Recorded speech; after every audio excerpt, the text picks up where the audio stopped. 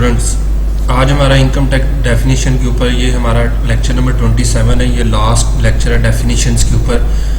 आज के लेक्चर में हमारी डेफिनेशंस का जो हिस्सा है, जो चैप्टर है, वो कंप्लीट हो जाएगा इंशाल्लाह। आज की जो डेफिनेशन हमने स्टडी करनी है वो दो है, एक विसल ब्लोअर और दूसरी एसोसिएट्स। ये दोनों डेफिनेशन हम जो है वो आज स्टडी करेंगे, देखेंगे कि विसल ब्लोअर्स का मतलब क्या है इनकम टैक्स ऑर्डिनेंस 2001 में, और एसोसिएट्स का जो है वो मीनिंग क्या है। तो चलते हैं जी, हम अपना लेक्चर का आगाज़ करते हैं। सबसे पहली डेफिनेशन जो आज हम स्टडी करेंगे वो विसल ब्लोअर की है।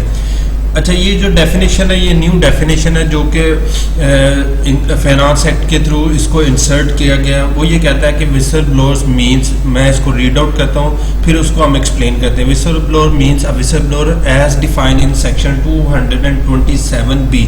सेक्शन 227B में इसको जो है वो इन डिटेल डिफाइन किया गया। यहाँ पर डेफिनेशन के अंदर जो है वो सिर्फ इतना है कि whistle blower means whistle blower as defined in section 227B। अब 227B के जो वर्ड्स हैं वो यहाँ से for the purpose of this section whistle blower means a person who reports, किस चीज़ की रिपोर्ट करता है? कंसीलमेंट और Avision of income tax. Concealment का मतलब होता है छुपाना, एविजन का मतलब होता है कि धोखा देना, फ्रॉड करना, मतलब हाइड कर लेना। ठीक है, इनकम टैक्स जब आप कोई शख्स जो है वो अगर अपना कोई टैक्स जो है वो कंसील करता है, छुपाता है, उसको हाइड करता है, उसकी मिस रिप्रेजेंटेशन करता है, उसकी रिपोर्ट जो बंदा देगा वो क्या होगा? विसल ब्लोअर होगा। तो यही वो बात यहाँ पर कह रहा है कि means a person who reports concealment और evasion of income tax leading to deduction और concealment, collection of tax, fraud, corruption और misconduct to the competent authority having power to take action against the person or an income tax authority committing fraud, corruption, misconduct or involvement in concealment of evasion of tax। वो ये कहता है कि whistle blower से मुराद है कि कोई भी ऐसा शख्स जो कि रिपोर्ट करता है कंसीलमेंट ऑफ टैक्स की।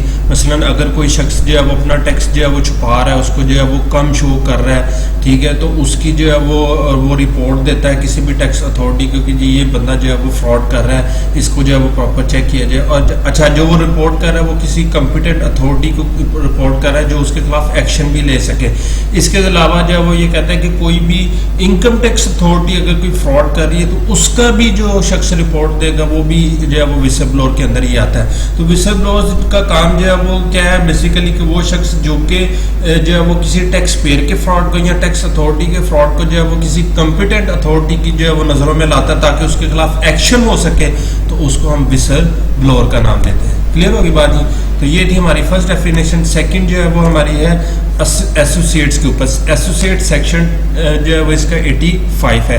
अच्छा, सिंपल वर्ड्स में एसोसिएट से मुराद जो है वो हमने इसको एसोसिएशन ऑफ पर्सन में भी जो है वो पढ़ा हुआ है, तो उसके तनाजुर में भी अगर आप देखें तो एसोसिएट से मुराद है कि ऐसे दो लोग जिनका आपस में किसी किस्म का जो है वो रिलेशन होगा वो एसोसिएट्स होंगे। ठीक है, मतलब एक मतलब इसको इन अदर वर्ड्स आप यूँ कह लें कि अगर किसी एक शख्स की वजह से अगर दूसरा शख्स लाइबल होगा तो वो उसका जो है वो क्या होगा? एसोसिएट होगा। अगर मेरी किसी एक्शन की वजह से कोई और बंदा लाइबल होगा तो वो मेरा एसोसिएट होगा। वो मेरे फादर हो सकते हैं, मेरा ब्रदर हो सकता है, ठीक है, मेरा कुलीग हो सकता है, मेरा सबऑर्डिनेट्स हो सकता है, मेरा एम्प्लॉई हो सकता है, मेरा बॉस हो सकता है, ठीक है। तो वो आपस में क्या होते हैं? एसोसिएट्स होते हैं। तो चलते इसको वन बाय वन रीड करते हैं। सबसे पहला जो है वो पॉइंट 1, उसमें वो कहता है कि subject to sub section 2 person shall be associate where the relationship between the two person is such that one may reasonably be expected to act in accordance with the intentions of the other। वो ये कहता है कि जो है वो दो person जो है वो एसोसिएट गिने जाएंगे उस वक्त जो है वो गिने जाएंगे कि जब किसी एक शख्स की जो है वो इंटेंशन, ठीक है, उसके मतलब किसी एक्ट की वजह से दूसरे बंदे को जो है वो उसके अकॉर्डिंगली काम करना पड़ेगा, तो वो एसोसिएट्स होंगे। और both person may reasonably be expected to act in accordance with the intentions of a third person. अच्छा, ये दो या दो से ज़्यादा अफराद आपस में एसोसिएट लाएंगे कि अगर एक शख्स की वजह से दूसरा शख्स या किसी एक की वजह से बाकी दोनों शख्स जो है वो एक्ट करेंगे। मिसाल अगर मैंने कोई एक्ट करने से मना किया है कि अगर मैंने कोई कॉन्ट्रैक्ट किया है तो उस कॉन्ट्रैक्ट की जो है वो फुलफिलमेंट मेरा कोई एम्प्लॉय है उसके जिम्मे है कि उसने करनी है, ठीक है। मैं मतलब अपने बिजनेस के बिहार पर एक एग्रीमेंट करता हूं, तो मेरे बिजनेस ने उसको जो है वो एग्रीमेंट को फुलफिल करना है। अब मेरे बिहार पर मेरा कोई एम्प्लॉय उसको फुलफिल कर सकता है, मेरा बॉस फुलफिल कर सकता है, ठीक है। इसी तरह वो ये कहता है कि अगर एक शख्स जो है वो कोई एग्रीमेंट करता है, उसके बिहार पर उसका ब्रदर, उसका फादर जो है वो उसको अगर जो है वो फुलफिल करेगा, तो वो भी आपस में क्या होंगे, एसोसिएट कहलाएंगे। तो किसी एक शख्स की जो है वो एक्शन की वजह से जब दूसरा बंदा भी रिस्पॉन्सिबल हो जाएगा, तो वो दोनों आपस में एसोसिएट्स हो जाएंगे। नंबर 1। नंबर 2 वो कहता है कि 2 person shall not be associated solely by reason of the fact that 1 person is an employee of other और both persons are employee of a third person। अच्छा, यहाँ पर जो है वो एसोसिएट्स की डेफिनेशन में से ये लोग जो है वो कहते हैं कि इनको आप जो है वो एसोसिएट नहीं गिनेंगे, ठीक है। मतलब जो है वो सिर्फ और सिर्फ जो है वो इस वजह से नहीं गिनेंगे कि जी ये आप कोई क्लोज रिलेटिव्स हैं तो इस वजह से इनको जो है वो गिने जाए, नहीं। इसके अंदर कोई मतलब जो है वो लीगल पॉइंट इन्वॉल्व होना चाहिए, तो फिर उनको आपस में एसोसिएट्स गिना जाएगा, ठीक है। अच्छा, अब एसोसिएट्स कौन कौन से लोग आपस में एसोसिएट्स होंगे, वो ये हैं according to this point number 2, ठीक है। अब कौन कौन से पॉइंट्स होंगे जिनको जो है वो मतलब जिनको आप जो है वो एसोसिएट गिनेंगे। नंबर 1 वो कहते हैं कि an individual and his close relative में ब्रदर फादर आ जाते हैं, ठीक है। उसके अलावा जो है वो लोग शामिल नहीं होंगे, मतलब उसका बेटा भी जो है वो आप कह सकते हैं। Member of an association of person के जितने भी मेंबर्स हैं, जितने पार्टनर्स हैं, वो भी एक दूसरे के एक्शन की वजह से रिस्पॉन्सिबल हैं, तो इसलिए वो जो है वो आपस में क्या है, एसोसिएट्स हैं। A trust and any person who benefits from the trust, कोई भी ट्रस्ट और उस ट्रस्ट का जो मेंबर होगा वो एक दूसरे के क्या है, एसोसिएट्स है।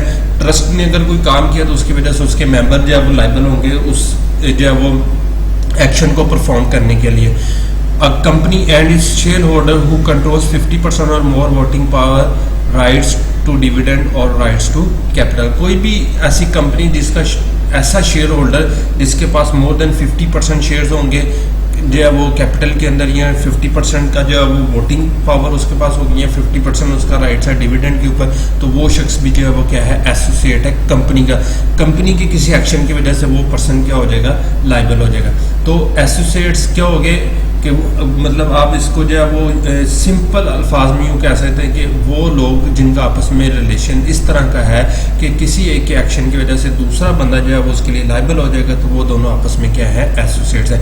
ये जो है वो इंडिविजुअल्स भी हो सकते हैं, इंडिविजुअल और एसोसिएशन ऑफ पर्सन भी हो सकती है, इंडिविजुअल टू कंपनी भी हो सकती है, company to association of person भी हो सकती है, ठीक होगी बात।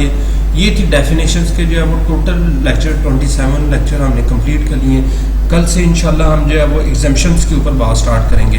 तो आई होप कि आपको जो है वो सारे लेक्चर्स भी जो है वो इसी तरह मैं आपको जो है वो वन बाय वन करके समझाऊंगा, ताकि आपको इजीली जो है वो उनकी भी समझ आ जाए। अगर डेफिनेशंस के अंदर आपको मजीद किसी पॉइंट्स के ऊपर बात करनी है तो मुझे बताइएगा कमेंट सेक्शन में, मैं इंशाल्लाह उस पर आपकी जो है वो ज़रूर रहनुमाई करूँगा। इजाज़त दीजिए, कल इंशाल्लाह जो है वो दोबारा मुलाकात होगी। अल्लाह हाफिज़।